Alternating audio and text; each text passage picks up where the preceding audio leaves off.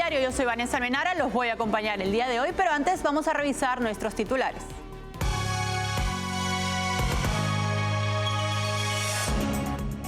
En Venezuela, la oposición al chavismo ha reaccionado de manera enérgica ante las sentencias del Tribunal Supremo de Justicia, que buscan suspender todos los efectos de las elecciones primarias. En Argentina continúa la escasez de combustible en plena campaña electoral. Esta situación golpea la candidatura del oficialista Sergio Massa para la segunda vuelta del 19 de noviembre. El primer ministro de Israel, Benjamín Netanyahu, indicó que no detendrá su ofensiva en Gaza para llegar a un acuerdo con Hamás por la liberación de rehenes israelíes. Un ataque cibernético ejecutado por hackers rusos comprometió las direcciones de correo electrónico de más de 600.000 empleados de los departamentos de Justicia y Defensa de Estados Unidos.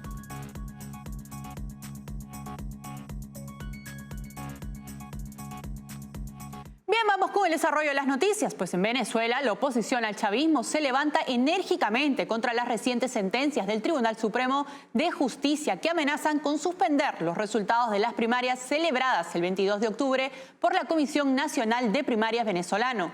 Las tensiones políticas están en su punto más alto y la figura de María Corina Machado, quien obtuvo una victoria abrumadora con el 92.35% de los votos, ha enviado ondas de choque a los partidarios del chavismo, quienes sienten un creciente temor ante las elecciones presidenciales del 2024.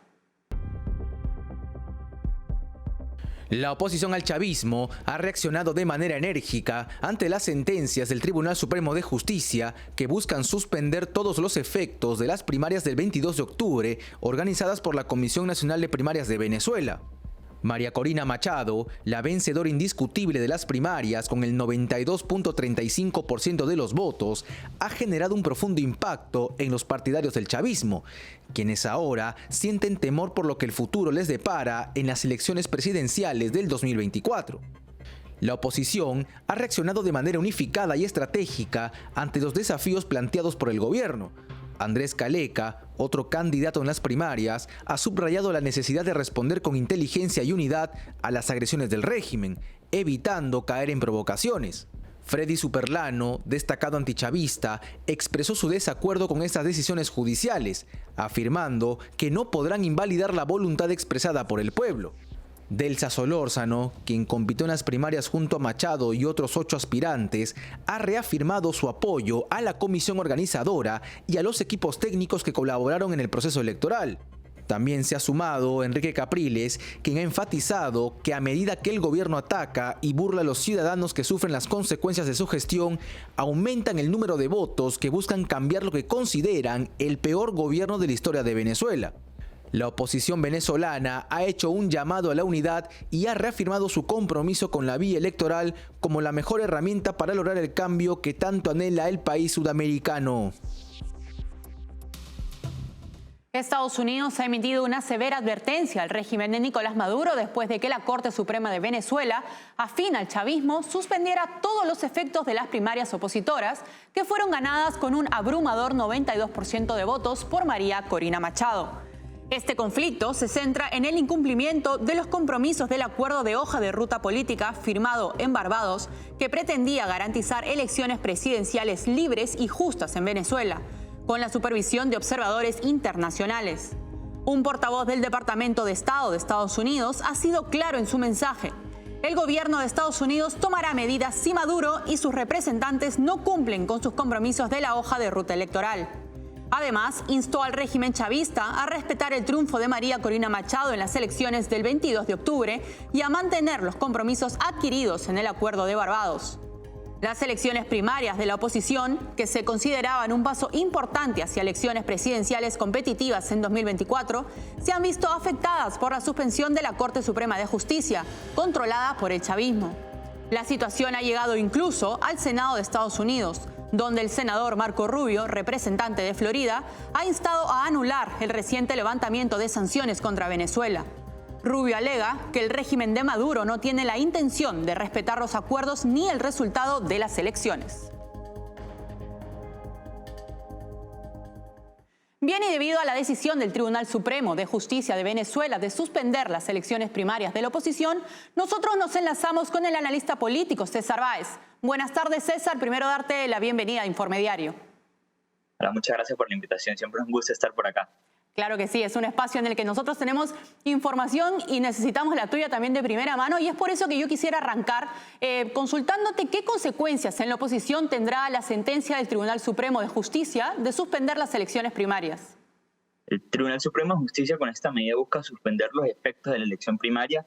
En términos estrictamente jurídicos, esto implica de alguna manera anular el resultado, no se sabe si convocar un nuevo proceso, proceder de manera penal contra los organizadores de la primaria, la Comisión Nacional de Primaria, las comisiones regionales, pero en sí ellos están intentando revertir un hecho político que no es posible revertir con una sentencia. Quedó claro que el 22 de octubre el 92% de los venezolanos decidió votar por María Corina Machado para dirigir el intento de la oposición por lograr elecciones competitivas en 2024 que saquen a Maduro del poder.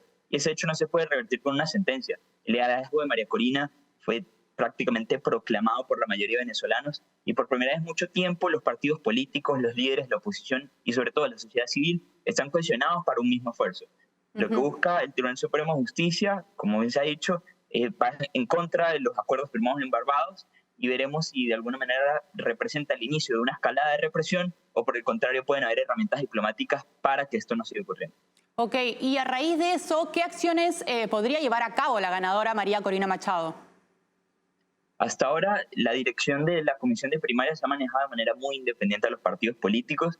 A veces es complicado pensarlo, pero la Comisión Nacional de Primaria, que es el órgano de la sociedad civil integrado por personas intelectuales dentro de Venezuela, es quien de alguna manera ha recibido el golpe durante este proceso. Ellos mismos a través de sus comunicaciones formales han pedido, por ejemplo, a la ciudadanía no sumarse ni convocar a protestas en el marco de las citaciones que ellos han recibido. Los políticos de oposición han expresado su solidaridad con los miembros de la Comisión de Primaria, pero eso se maneja como un proceso donde sobre todo reina la institucionalidad, y la Comisión de Primaria intenta separar un poco el hecho político. Sin embargo, María Corina Machado debe tomar esta bandera también como un estandarte propio, puesto que ha sido esta Comisión de Primaria quien ha logrado este proceso que ha levantado la expectativa de cambio en los venezolanos.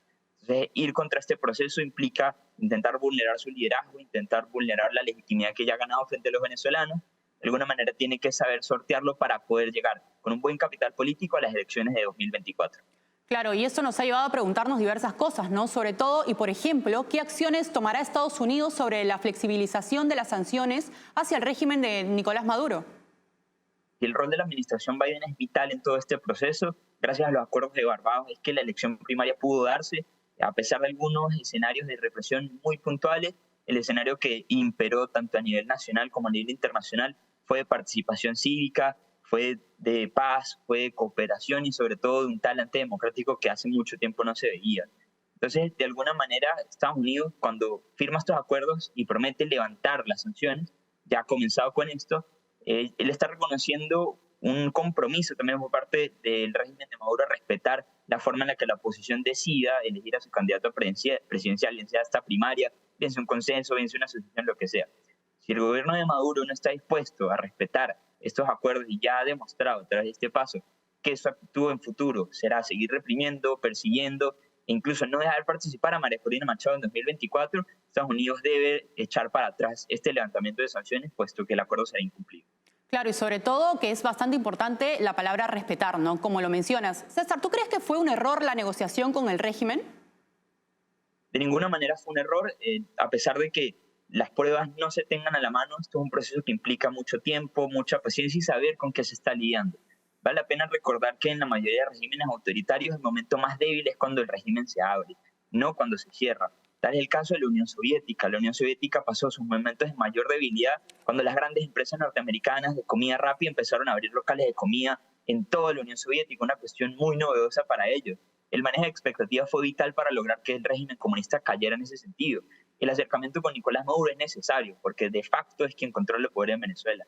La negociación no es un error, pero debe tomarse con mucha precaución, puesto que también hay que reconocer, las de ganar las lleva quien tiene el poder, quien tiene las armas, quien tiene a los militares de su lado, y hasta ahora es Nicolás Maduro. Pero con suficiente presión, inteligencia y sobre todo bastante coherencia, Estados Unidos va a ser capaz de lograr una estrategia de negociación necesaria que active algún factor interno dentro del chavismo que sea lo que defina la posibilidad de una transición en 2024. Hay una palabra que menciona César que es vital y a mí me parece súper importante y sobre todo vital por si consideras que Estados Unidos debería seguir negociando con el régimen de Maduro a pesar de su historial de no respetar acuerdos. Sí, por supuesto. Lamentablemente uno negocia o pacta con quien tiene una diferencia. Uno usualmente no hace las paces con sus amigos, sino con sus adversarios, con sus oponentes, y ese es el caso de Estados Unidos y Nicolás Maduro. No es la mejor relación, no es el mejor actor para llevar a cabo una negociación y es difícil construir acuerdos cuando no hay confianza. Pero impera la necesidad de un acuerdo político que lleve a una transición en Venezuela en 2024, puesto que la situación se ha salido completamente de las manos, ha golpeado a todos los países de la región con una crisis de refugiados que ya se acerca a los 8 millones de venezolanos en los últimos años.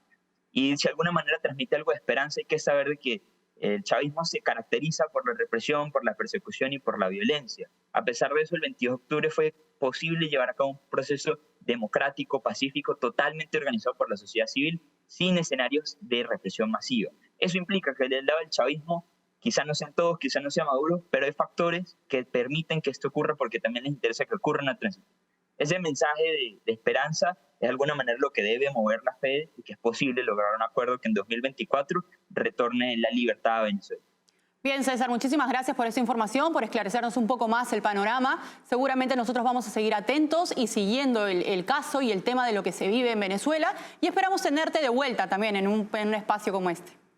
Por supuesto, siempre será un gusto poder conversar sobre el país. Muchísimas gracias, César.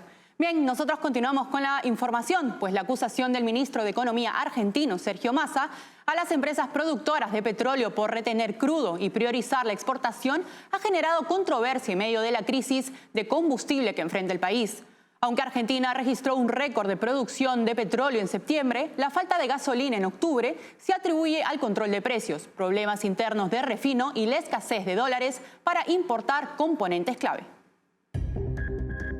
El ministro de Economía de Argentina y candidato presidencial oficialista, Sergio Massa, ha generado controversia al acusar a empresas productoras de petróleo de retener crudo y priorizar su exportación en lugar de satisfacer la demanda doméstica. Aunque en septiembre Argentina alcanzó un récord de producción de petróleo, sorprende ver que en octubre entren en una crisis al no contar con gasolina. Según informan las empresas petroleras, la crisis se debe a los problemas internos de refino y a la falta de dólares, que han retrasado las importaciones de ciertos componentes clave para producir gasolina o diésel. Además, Daniel Montamat, exsecretario de Energía de Argentina, culpó al gobierno de Alberto Fernández por controlar el precio pese a la inflación que vive el país, lo que termina haciendo que los barriles se vendan en $56 en Argentina, un precio muy por debajo de los 88 que se cotizan internacionalmente. Massa amenazó que si el abastecimiento no se normaliza para la medianoche del martes, se prohibirá la exportación del crudo. Además, se llevarán a cabo reuniones con las petroleras para que presenten sus planes de abastecimiento al mercado interno. Pese a los esfuerzos del gobierno de Alberto Fernández para alzar la figura de Sergio Massa, candidato presidencial, sin dudas esta crisis petrolera podría tener repercusiones para la segunda vuelta, donde el candidato kirchnerista deberá enfrentar a Javier Milei el domingo 19 de noviembre. Bien, nos vamos a una breve pausa, no se muevan que volvemos enseguida.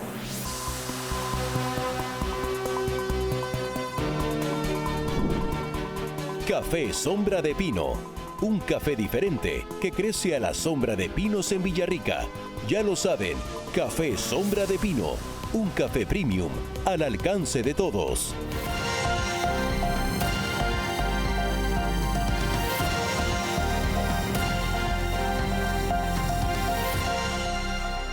Estamos de vuelta para contarles que la reunión entre Carles Puigdemont y Santos Cerdán ha generado controversias y preocupaciones en el contexto de las negociaciones para la investidura de Pedro Sánchez, líder del PSOE.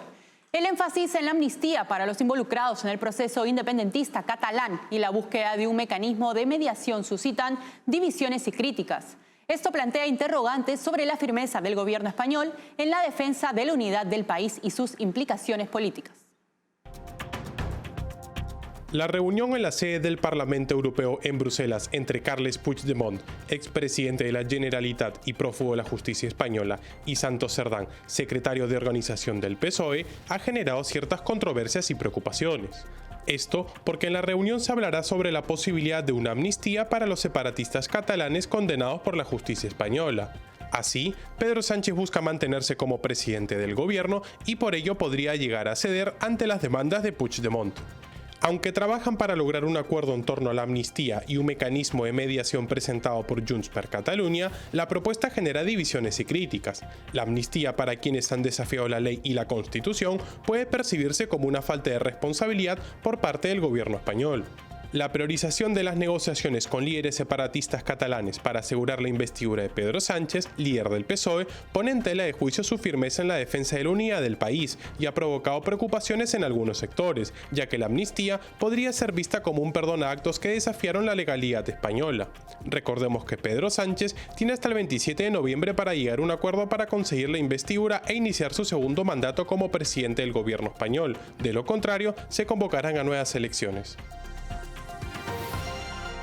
El conflicto entre Israel y el grupo terrorista Hamas suma un nuevo capítulo. La Cancillería de Qatar ha informado al Departamento de Estado de Estados Unidos que Hamas liberaría a los 240 rehenes civiles si el primer ministro Benjamín Netanyahu detiene las operaciones militares en Gaza. Esta comunicación se interpreta como un intento de presionar al gobierno israelí, que ha estado llevando a cabo operaciones contra el grupo terrorista.